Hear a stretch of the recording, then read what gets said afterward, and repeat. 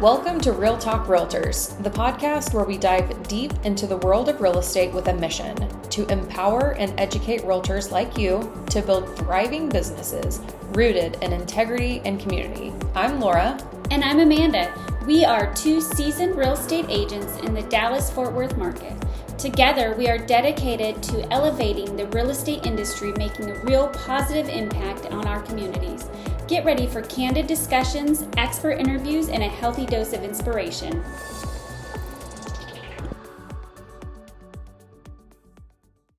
Hello, Amanda. Hey, Laura.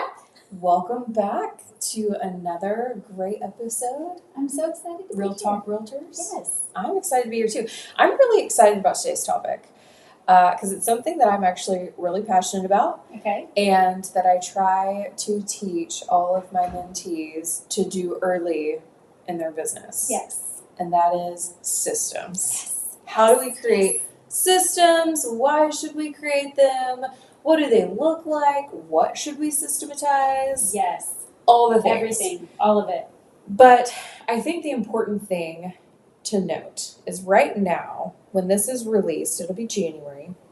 And typically in real estate, January is a pretty slow season. Yep. But we're heading back into spring. Which is the busiest season. The busiest season. Yes.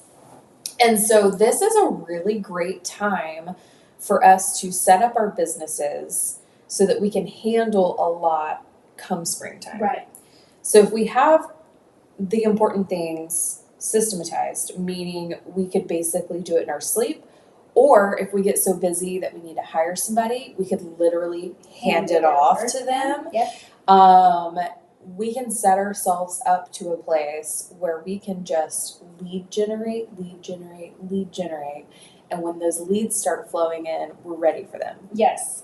So to start off, what types of things should we be systematizing? What would you say, in your opinion, is the most important thing to systematize first? Like if you had to pick one, like you can only create one at a time. You might have clients coming in. You've got to have a system for something. Off the top of your head, what would you imagine would be something you'd want to have in place? You already have like your database. Yes, right? Database is there. Okay. We have all of our people organized into the system. But like we get a phone, we're getting phone calls. I would say the first thing you need to do is have some automated emails set up. Okay. So that way when a new lead, say you have an open house, Mm-hmm. like what are you going to do after your open house? Right. And this was one of the things that I wish I would have put into place. It took me several years Mm-hmm. to have systems put into place. And I look back at my my CRM and see how many leads I have in there that I lost, Yeah. that 'Cause there's already no bought and follow-up. sold because there was no There's follow-up. no follow-up. Yeah. Okay. So I say this all the time. And I literally will tell people, don't waste your time doing an open house if you're not going to follow up with people. 100%. It is a waste of your Saturday. Yep. Because the likelihood that somebody is going to walk into your open house and sign on the dotted line to work with you Yeah. right then and there is so minuscule. Yeah. You will leave open houses, especially as a new agent, I feel like, but even a lot of seasoned agents, going, man, well, that feels like a waste of my Saturday. And it can be, unless we have a good system Yes. for following up with these people. I have had open house leads before ignore me for 9 months, and then they finally answer my call and bought and sold a house with me. Isn't that crazy? Yeah. 9 months of follow-up. Yeah. It was not like I called 1 or 2 times. And they said later, like, your consistency, like you just didn't stop calling. So when they were ready, they knew who they wanted to Yeah, talk to. absolutely. But it's because I had a system in place. Yep. I didn't let them fall through the crack. Yep. But it's so easy to let people fall through the cracks. Oh, you have no idea. There's so many. And that's a good story. I do have a lot of bad stories where I'm like, I did finally follow up with somebody and they're like, oh, we bought last week. I'm like, So one of the biggest things that kind of got me to realize, like, it's the cost of the loss. How much have you lost because you didn't follow up? Yeah. If I were It's to tally mind-blowing. that up, it would be so depressing. I don't think I want to do that, but 100%. And I personally have seen the fruit of the follow-up so many times that I believe in it so deeply, that it is something that I harp on Yep. with my mentees. But it's something also that is so easy, to feel like it's pointless or that it's falling on deaf ears. Right. But again, back to my open house story. 9 months of leaving That's these incredible. people messages, sending them text messages. They did not respond. But here's the thing, and we're getting off topic just a little bit, but that's okay. Here's the thing. Follow up with people until they either tell you to stop or they buy a house with you. Yep. That's it. Keep them going. Otherwise, they stay on your list. Yes. Especially like if you met these people at an open house, those are people that have come to you and have said, I'm in the market. This isn't like a random knock on somebody's door where you don't even know if they're interested. These are hot leads. Hot leads, you do not stop until they either tell you to stop or they buy a house with you. Yes. And if they do one of those two things, then you can move them to another bucket. Yes. Anyways, Absolutely. So back to the systems topic. Yes. So how do we systematize these things? What should we systematize? For me, one of the first things, the first systems that I like to put into place is the buyer meeting. Mm-hmm. Because if we have somebody that says yes and that they're ready to buy a house, that can be a thing where a lot of times we're like, great. Okay. No, I don't really know what to do, or you're spending a lot of time thinking through that. So if we know up front what we want to do with those people, I think that can be super helpful. And then after buyers, the sellers. Mm-hmm. So listing appointments. Yes. What is our system for listing appointments? Somebody, and it has not always been this way, but today, if somebody were to call me and say, I want to list my house, I could be ready for a listing appointment within 30 minutes. Yes, me too. That has not always been the case. Nope. But it's because I have a good system in place now. You know what you're doing. I know what I'm doing. Got it down. So, I think just having that written out, Yes. plan in place. So you don't miss is very anything important. too. Checklist. Yeah. Even like airline pilots that have flown for years and years and years still have to use a checklist before they take off. Absolutely. Every single check, time. Check. Because It's so easy to miss things. it is. But if you have a written down system that you can check off every step, even if you feel like it's something that you automatically know, you won't miss things. You're going to have great customer service. You're going to have consistency that people will notice. Yes.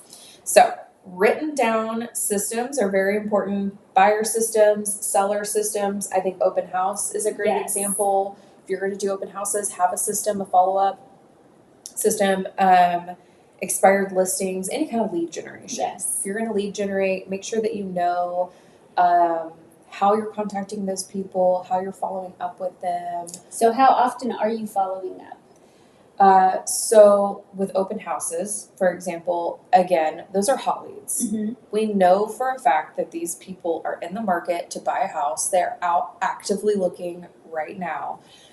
So I'm following up with those people. If I meet them at an open house, at first, every week for about 4 to 5 weeks, and then I move it to once a month.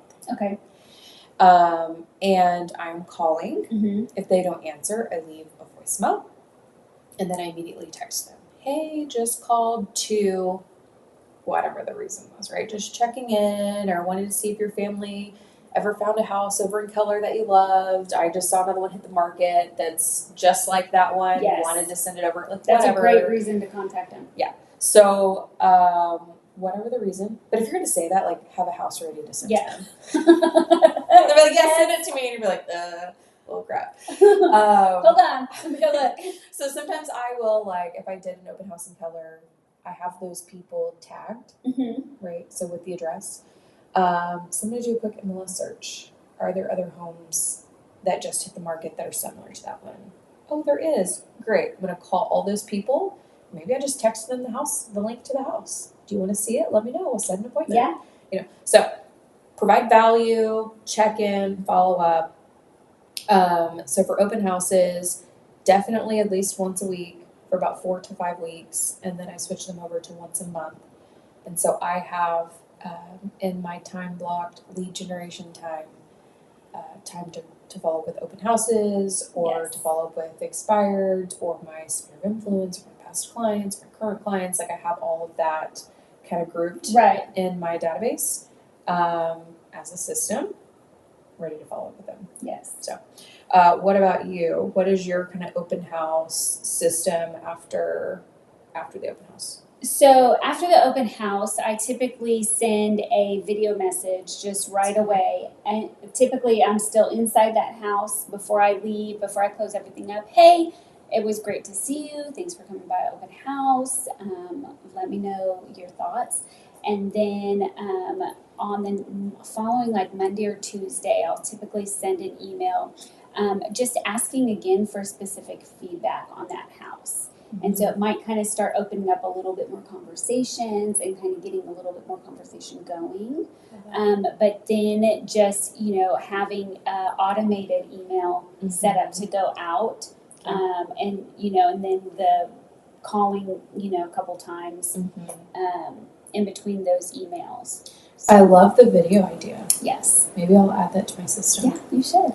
They can see you in the house. It helps them remember who you are, what house you were at. Seeing your face is really important. I really like that. Do you text it or do you email the video? Text it. Okay. And it's got to be quick because. Then watch it. Yeah. Cool. Okay. So lots of different things that we can systematize. But let me see. Know what you need to do next at every step. So in your system, whatever system that you create, first and foremost, don't let it overwhelm you. Most people that I talk to about systems, they're like, gosh, I just don't even know where to start. Right. There are so many things that I can create a system for. There's so many steps in the process. How do I even know where to start? And I say, open up a Google Doc, a blank one, and just pick one. So let's stick with open houses. Okay. I want to create an open house system. How do I do that? So I'm going to type at the top, open house system. And I'm going to start with number one is going to be find the house. What house are you going to host an open house at? So secure or schedule the open house. Once I know where I'm going to have the open house at, what's the next thing I need to do? Right. I need to add it to the MLS because if the public doesn't know about it, they're not going to come. Yes. So number two, add open house to the MLS and any other websites. Number three, maybe I want to advertise it on social media. So I'm literally just thinking through step by step, what do I need to do to be successful at this thing? Yes. And I'm not going to let it overwhelm me. I'm just going to think about it. I'm going to type everything out. And then as I work this system, it's going to change every single time. You can go through and add things. Every hey, time. I want to add this. I'm going to try this instead. I cannot forget to do this next time. And so it is an ever-changing document. I hardly ever print them out because they change so much. I have everything on Google Docs. I have an operations manual. You can click into it and then it has the different categories. And then within those folders, I have different systems. Yes. So I have an open house system that's literally start to finish from booking the open house, setting up for it, advertising for it, hosting the day of, getting the signs out, every step all the way through follow-up. Yes. And so every time that I host an open house, I'm pulling up that document and I'm making sure to click off every item. But it doesn't have to be overwhelming and complicated. No, not at all. If you need, start with 3 steps. So my 3-step system is going to be find a house, add it to the MLS, show up on the day that the open house is. Great. And now the next time you run it, you're going to go, well, I had to put signs out. Let me add that to my system. Every Friday or Saturday, wherever you're doing it, an hour before the open house, put out signs. Put out 10 signs. Put out 20. Like, be specific. Then the next time you run it, you're going to go, well, geez, I forgot water. I should have brought some waters. I didn't bring any snacks. I should have brought a sign-in sheet. Yes. Oh my gosh, a sign-in sheet. But I can't show up the day of with a sign-in sheet if I don't print it beforehand. Yep. So where in the system do I need to put print your sign-in sheet? Like it's not rocket science. So you're running through it and you're going, oh gosh, this time I forgot this. So where earlier in this system can I put something in so I'm not forgetting to do this thing later? Yes. Yes. It's easy. Absolutely. It's easy, guys. Put them together. If you don't feel like you have time to sit down and think through all the way through a system, make notes while you're doing stuff. Yes. So if you have somebody call and say, hey, I'm thinking about buying a house, can we get together for coffee? Oh, sure. You're going to prepare before that meeting. So as you're preparing, just write down what you're doing. Yeah. And then each time, again, you're going to go, oh, I don't want to forget to do that next time and do that next time. Yeah. And you're going to keep adding. So I think as it pertains to buyers and sellers and prepping for those appointments, and even, I guess, little open houses, I think the thing that I forget the most or have the most trouble with is like what to print. What to print. Mm-hmm. So I have a system in Trello. Mm-hmm. I love Trello. It's an online board. Yes. Like I'm a very visual person, so it really lays things out. So I have a board for my processes, and then they have these rows, so you can like name the rows. And I have one for buyers and one for sellers. And then you have these little cards that go on under every it. row. Yes. And so under that, I'll have like new buyer meeting. You can click into it. And then you have lists for that. So I have my checklist in there. And then I have every document that I would need uploaded into that card. Isn't that amazing? It's awesome. I use Monday.com. Okay. Also a great, yes. also Any a great of those, system. Asana. Yes. Yeah. So I'm going to one spot to prep for an entire appointment. Yep. So for my listings, I can go in, click on the seller, new listing, here's my checklist. Now it says print this document. Well, it's already uploaded here. I'm grabbing it and printing it. Yep. Next thing on the list. I need to run a CMA. Great. Run it, print it, back to my list. Now I need to, and I'm just working. Write down your checklist. The list. Yeah. 30 minutes I can prepare for a listing appointment. It makes it one less thing you have to think about. Yes. It's just that has automated. To be the biggest part for me is being a mom and a wife and running my house and then running a business and helping, like all the different hats that we wear. Absolutely. If there's something that I can use less brain power on, sign me up. Yes.